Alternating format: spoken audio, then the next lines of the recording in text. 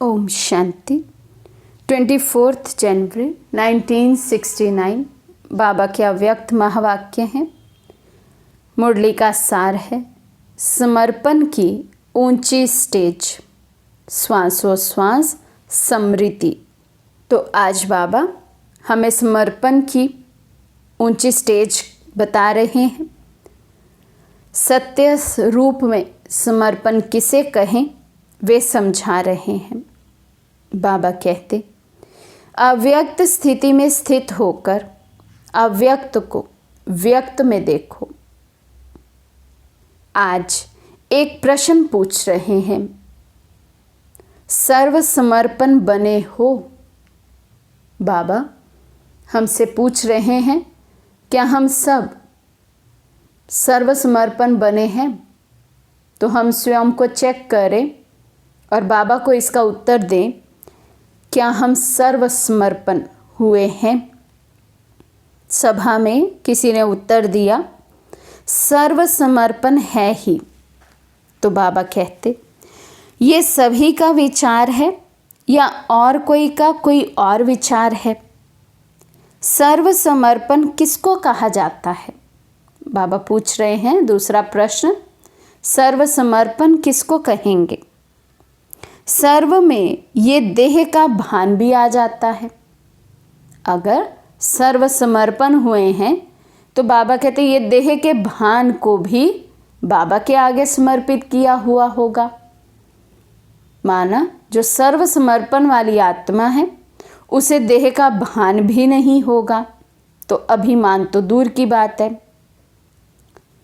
देह ले लेंगे तो देनी भी पड़ेगी, लेकिन देह का भान तोड़कर समर्पण बनना है। आप क्या समझते हो? देह के अभिमान से भी संपूर्ण समर्पण बने हो? तो बाबा आज हमारी गहरी चेकिंग हमसे करा रहे हैं। तो इसलिए बाबा पूछ रहे हैं, क्या हम देह के अभिमान से भी संपूर्ण समर्पित हुए हैं? मर गए हो व मरते रहते हो, देह के संबंध और मन के संकल्पों से भी। मर जीवा जन्म मिला है हमें बाबा से, तो बाबा आज कंफर्म कर रहे हैं, क्या हम मर चुके हैं या मरते रहते हैं और फिर जीते रहते हैं? अर्थात कभी कभी ब्राह्मणपन में जी रहे हैं, कभी फिर से शूद्रपन आ जाता है, तो इसे कहेंगे मरते भी रहना और जीते भी रहना। तो बाबा कहते हैं संपूर्ण मर जाना माना इस देह के भान से भी उपराम हो जाना, इस देह का भान भी नहीं रहे। संकल्पों से भी मर जाना। बाबा कहते संकल्प में भी पुरानी दुनिया, देह और देह के संबंधी ना आए। कितनी सूक्ष्म डेफिनेशन है संपूर्ण समर्पण की, कि संकल्प मात्र भी बाबा की श्रीमत प्रमाण ही हो, उससे बाहर ना हो। बाबा पूछते, तुम देही हो, आत्मा हो, सदा आत्मिक भाव में रहते हो, उसे कहेंगे संपूर्ण समर्पण। ये देह का अभिमान बिल्कुल ही टूट जाए, तब कहा जाए सर्वसमर्पणमय जीवन। जो सर्व त्यागी सर्वसमर्पण जीवन वाला होगा, उन्हीं की संपूर्ण अवस्था गाई जाएगी। और जब संपूर्ण बन जाएंगे तो साथ जाएंगे। तो बाबा के साथ यदि मुझे परम धाम में जाना है और फिर बाबा के साथ अर्थात कृष्ण के साथ राज्य में आना है, तो बाबा कहते यहीं से संपूर्ण अवस्था बनानी होगी। और संपूर्ण अवस्था बनाने के लिए बाबा ने जो युक्ति बताई है, जो रास्ता बताया है, वे है सर्वत्यागी सर्वसमर्पण जीवन वाला। तो ये दो क्वालिटीज़ जिस आत्मा में होंगी, सर्वत्यागी होगा, सर्व समर्पण वाला होगा। देह के सहित, देह की ये पुरानी दुनिया, देह के संबंधों से, संकल्पों में भी अटैचमेंट नहीं हो, उनके लिए संकल्प भी ना चले, इतनी ऊंच अवस्था होगी तो बाबा कहते संपूर्ण अवस्था यहाँ बना सकेंगे। माना बिना सजाओं के आत्मा सतो प्रधान बन जाए, उसके लिए त्यागी और समर्पण जीवन वाला बनना होगा। बाबा कहते आपने शुरू में संकल्प किया था ना कि बाबा जाएंगे तो हम भी साथ जाएंगे। दादियों से बाबा बात कर रहे हैं कि शुरुआत में यज्ञ में सबने कहा था बाबा के साथ रहेंगे, साथ चलेंगे। तो बाबा कहते आपने ये संकल्प किया था, फिर ऐसा क्यों नहीं किया? ये भी एक स्नेह है और संग तोड़, एक संग जोड़ने की ये चेन है, तो अंत समय की निशानी है। जब कहा था तो क्यों नहीं शरीर छोड़ा? फिर बाबा पूछते छोड़ सकते हो? और छूट भी नहीं सकता है। तो बाबा कहते किसी को कितना भी बाबा के साथ स्नेह था, लेकिन जब बाबा का शरीर छूटा तो पहले सबने कहा था कि बाबा जाएंगे तो हम भी साथ ही जाएंगे, बाबा के साथ ही रहेंगे। तो बाबा कहते फिर अभी क्यों नहीं देह को त्याग दिया? बाबा कहते अगर तुम चाहो भी तो क्या स्व इच्छा से अभी देह त्याग सकते हो? अभी छूट भी नहीं सकता, क्योंकि जब तक हिसाब किताब है अपने शरीर से तब तक छूट नहीं सकता। योग से या भोग से हिसाब किताब चुकतू ज़रूर करना पड़ता है। कोई भी कड़ा हिसाब किताब रहा हुआ है तो ये शरीर रहेगा, छूट नहीं सकता है। वैसे तो समर्पण हो ही, लेकिन अब समर्पण की स्टेज ऊंची हो गई है। समर्पण उसको कहा जाता है जो श्वासों श्वास स्मृति में रहे।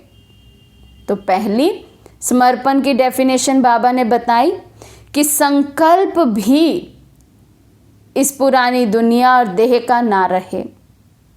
उसी के साथ बाबा ने कहा देह भान से भी समर्पित हो जाना, उसको कहेंगे संपूर्ण समर्पण। और अभी बाबा दूसरी डेफिनेशन दे रहे हैं कि जो बच्चे श्वासों श्वास बाबा की याद में रहते हैं उन्हें कहेंगे संपूर्ण समर्पण। तो बाबा पूछ रहे हैं ना, श्वासों श्वास स्मृति में रहते हैं, एक भी श्वास विस्मृति की ना हो, हर श्वास में स्मृति रहे। और ऐसे जो होंगे उनकी निशानी क्या होगी, उनके चेहरे पर क्या नजर आएगा, क्या उनके मुख पर होगा, मालूम है? तो बाबा अब हम बच्चों से ऐसे बच्चों की निशानियां पूछ रहे हैं जो श्वासों श्वास बाबा की याद में रहते होंगे। बाबा कहते क्या हम जानते हैं उनकी निशानी क्या होगी? हर्षित मुक्ता के सिवाय और भी कुछ होगा? सभा में किसी ने उत्तर दिया कि बाबा वे सदा हर्षित मुख रहेंगे जो श्वासों श्वास शिव बाबा की याद में रहते हैं। तो शिव बाबा फिर प्रश्न पूछ रहे हैं कि हर्षित मुक्ता के सिवाय क्या कुछ और भी उनके चेहरे पर होगा? जो जितना सहनशील होगा उनमें उतनी शक्ति बढ़ेगी। जो श्वासों श्वास बाबा की याद में रहता होगा उसमें सहन शक्ति बहुत होगी। सहन शक्ति होने के कारण अन्य सभी शक्तियां भी उसके कंट्रोल में होंगी। तो ये निशानी है जो बच्चे श्वासों श्वास बाबा की याद में रहते हैं। और सहन शक्ति की डेफिनेशन भी बाबा ने बताई हुई है, सहन शक्ति अर्थात जिस बात के लिए हम कहते हैं ये मैंने सहन की है बात, वो बात कभी अंदर में दोबारा चले नहीं, उस बात का संकल्प भी ना रहे अंदर में, उसको कहते हैं सहन किया। सहन करने का मतलब ये नहीं कि वो बात अंदर में चलती रहे, हम उसका वर्णन बाहर करते रहें एक दो से, नहीं। सहन किया माना सागर की तरह उस बात को, उस परिस्थिति को समा लिया, खत्म कर दिया। तो बाबा कहते जो श्वासों श्वास स्मृति में रहता होगा उसमें सहनशीलता का गुण ज़रूर होगा, और सहनशील होने के कारण एक तो वो हर्षित होगा, खुशी गायब नहीं होगी ऐसे बच्चों की, मुरझाएंगे नहीं, अवस्था ऊपर नीचे नहीं होगी क्योंकि सहन शक्ति है, मूड ऑफ ऑन नहीं होगा क्योंकि सहन शक्ति है।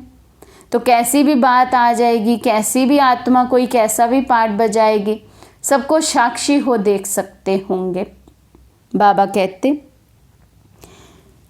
सहनशील होने के कारण एक तो वह हर्षित होगा और दूसरा शक्ति दिखाई देगी, उसके चेहरे पर निर्बलता नहीं होगी। बाबा कहते कमज़ोर आत्मा नहीं होगी, निर्बलता उनके चेहरे पर नज़र नहीं आएगी, उनको कभी ये प्रश्न नहीं होगा कि ये करूं या नहीं करूं, कर सकूंगा या नहीं कर सकूंगा, हो पाएगा या नहीं हो पाएगा। ये है निर्बल आत्मा की निशानी, जिसमें बल नहीं है, मनोबल नहीं है, विल पावर नहीं है।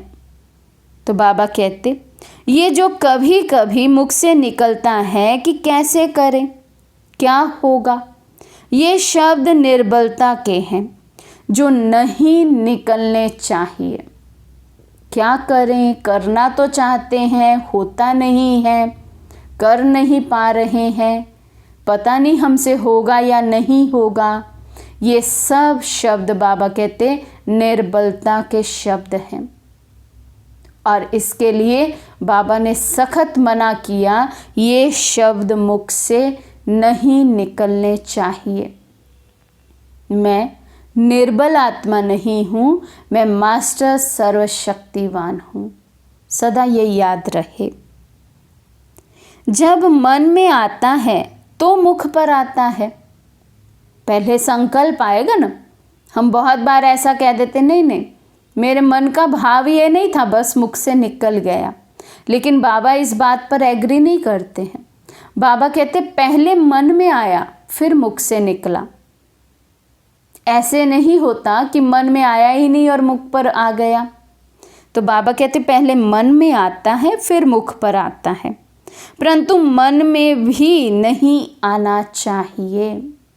निर्बलता का संकल्प, निर्बलता के शब्द बाबा कहते मन में भी नहीं आने चाहिए।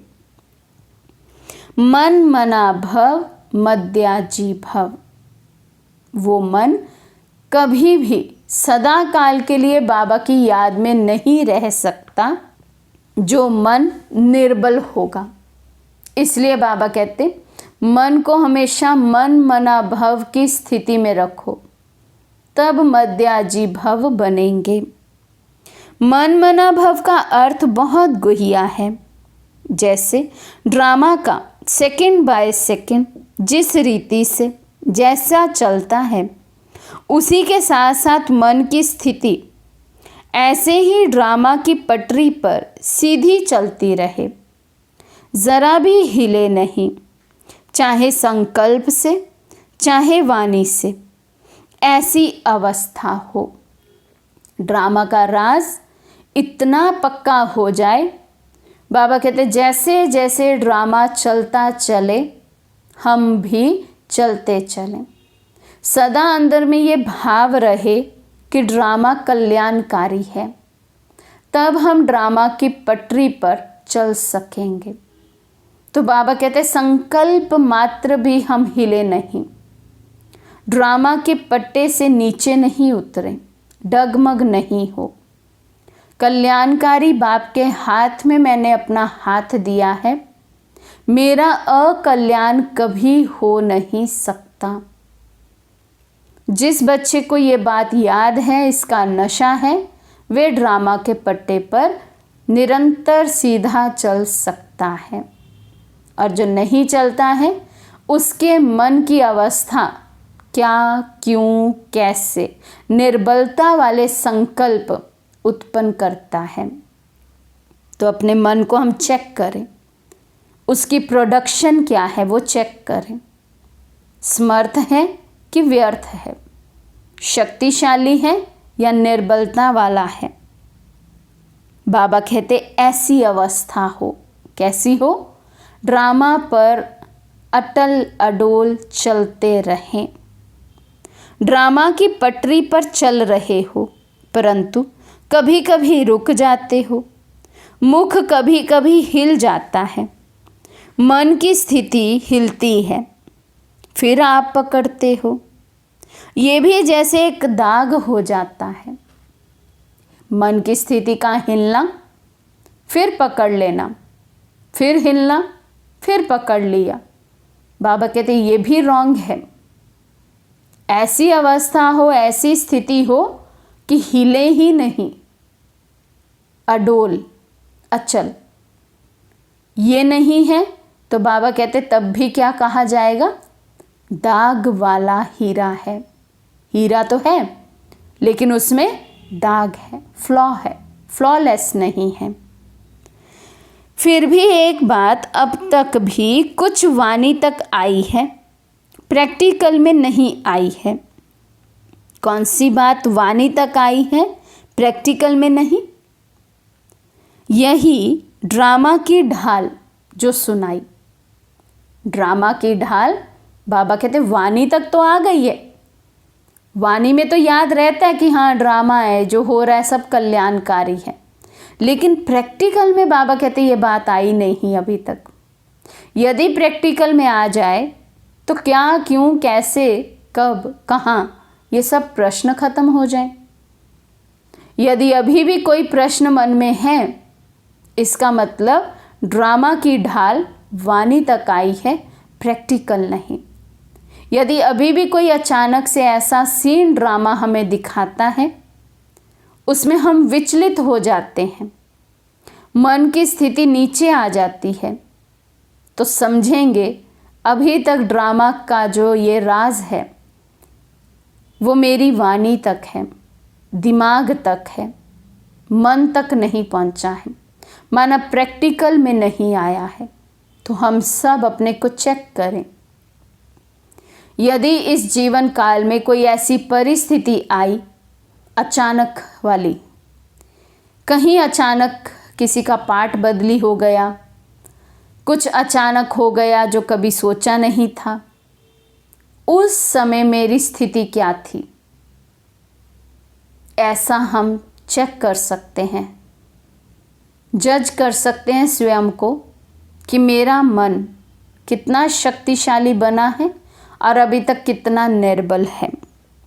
बाबा कहते लेकिन और बात भी बता रहे थे, वे ये है जैसे अब समय नज़दीक है, वैसे समय के अनुसार जो अंतर्मुखता की अवस्था, वाणी से परे अंतर्मुख होकर कर्मणा में अव्यक्त स्थिति धारण करने की अवस्था दिखाई देनी चाहिए, वे कुछ अभी भी कम है। पहली बात बाबा ने बताई कि अभी तक बच्चों को ड्रामा पक्का नहीं हुआ है, प्रैक्टिकल में नहीं आया है। वाणी तक तो पक्का हो गया लेकिन प्रैक्टिकल में नहीं आया।